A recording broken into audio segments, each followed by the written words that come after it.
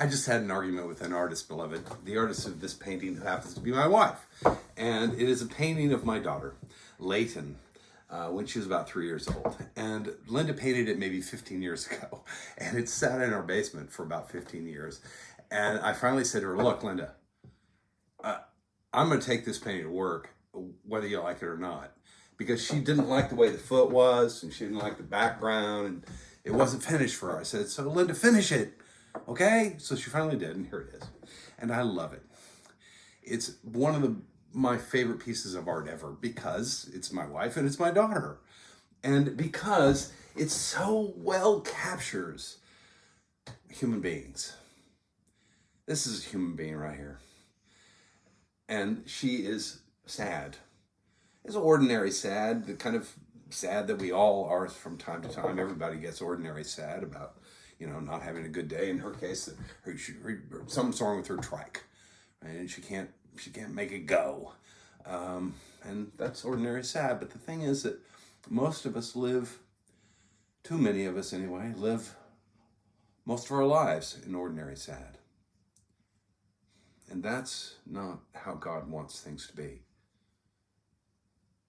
When the entire nation, the chosen ones, by the way, are thrown into exile in Babylonia, God sends a letter, literally sends them a letter and says, okay, here's the deal. This is what I want you to do. I want you to bloom where you're planted. I want you to take whatever you have and make that place a better place. Because you know what?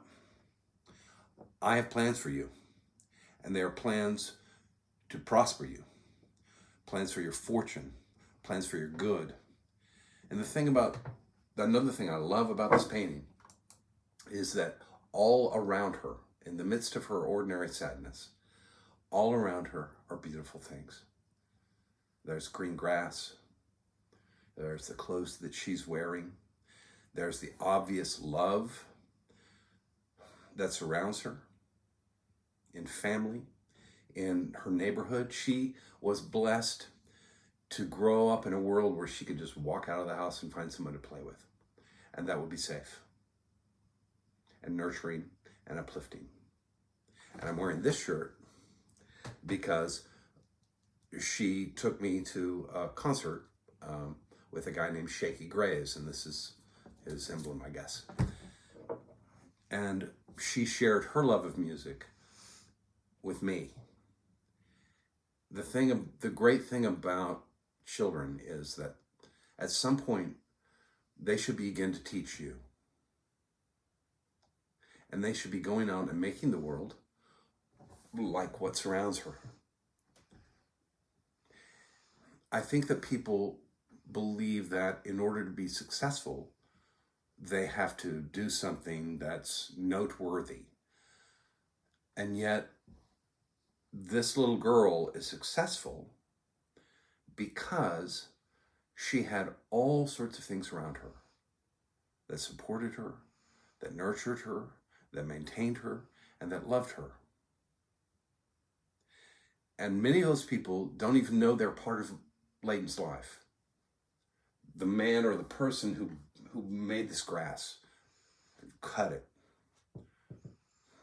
the neighbors, her parents, everybody that came into contact with her, who loved her and nurtured her. That is the world that we are supposed to create. And when Christianity started, it didn't start in a church. It didn't start with a set of dogmas or a set of statements that you had to recite in order to be part of things. It got there pretty quickly, but it didn't start that way.